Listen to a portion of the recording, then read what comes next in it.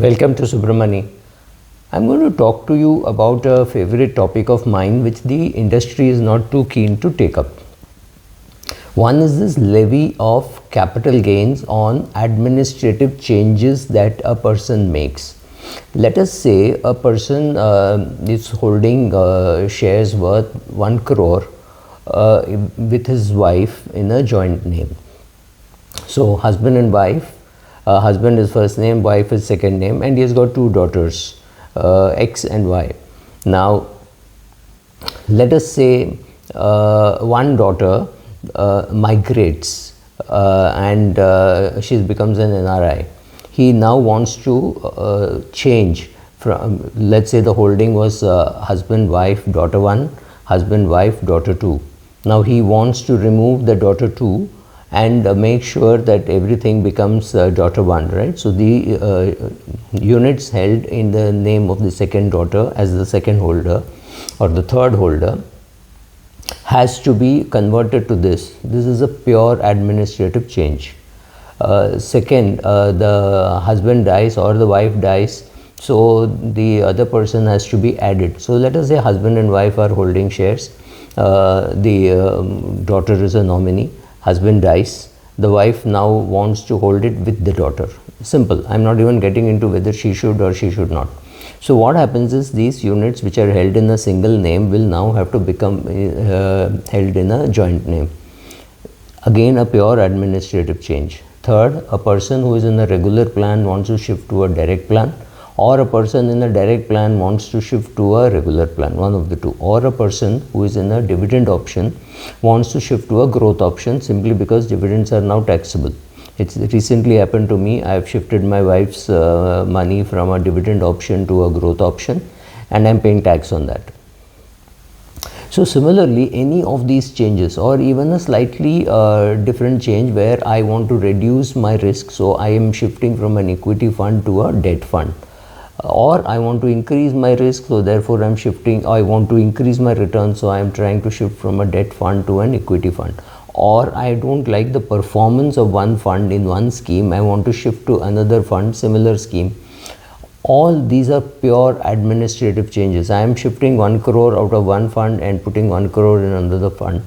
All these administrative changes today attract tax because it is called a redemption and a reinvestment, which it is not. Let us put it this way.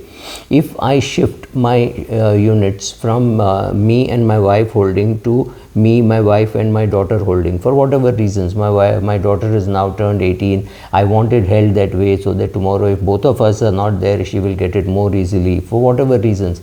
These are pure administrative changes. These are changes where I am not giving up my right. Please understand, let's go back to the definition of capital gains. There is no extinguishment of rights. These 1 crore worth of units belong to me, now they continue to belong to me, right? Only thing is the second holder and the third holder, I am making a change, not the nominee but the holder. All these changes attract capital gains today and without indexation and at 10%, which I think is ridiculously high. The government has to come out with a clarification. Now the taxation authorities can't be blamed because this will get captured in the AIS. My 77 lakhs will go out of one fund and 77 lakhs will go into another fund. So it is obviously being captured. This should be made tax free. It's like when you sell one house and buy another house. This is actually unintended by the government because it's giving permanently, perennially to everybody, right? So I could buy a house. When there is capital gain, I could sell it and buy another house. So therefore, there is no capital gains tax. This was intended only for one house, but it is now being given to a person with 4 houses can do it for the 5th house. That is how it is. So I think the logic is very simple. When your assets don't change class, if you have bought one mutual fund for 1 lakh, it has become 5 lakhs. If you take that 5 lakhs and put it back as 5 lakhs, which means it is just remaining in an investment form, it should not be taxed. This is not unprecedented. It is happening in real estate. It is happening even with assets in a company. Now suppose I have 2 laptops and one laptop, I sell off one laptop for 5,000 rupees and buy a new one for 2.5 lakhs.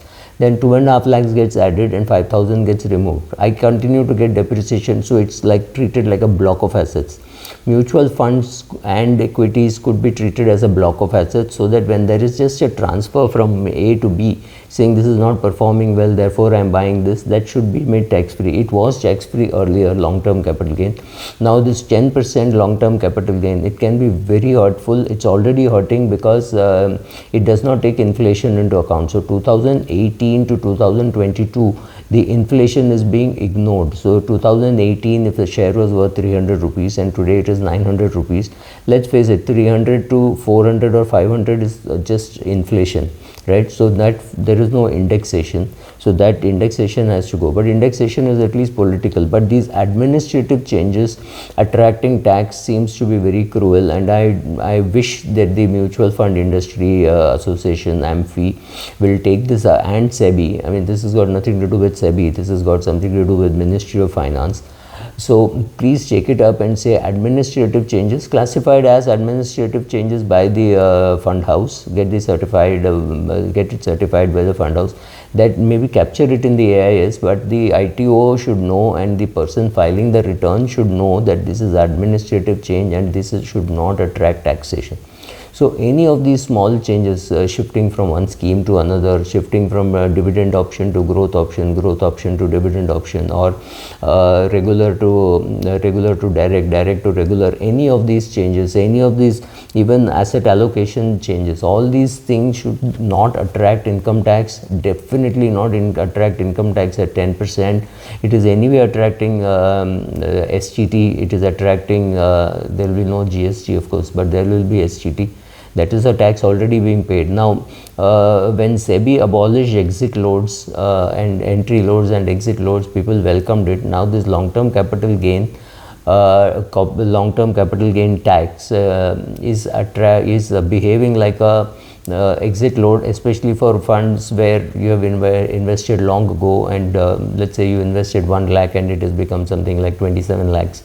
Of course, the Jan 2018 values will prevail, but still after that there has been inflation. So if 4 years inflation is being ignored, there is a lot of tax to be paid, especially when you are not taking the money out. So as long as capital remains as capital and it is not converted to consumption, it should not be taxed. The minute it is converted to consumption, you are perfectly welcome to tax it. Thank you.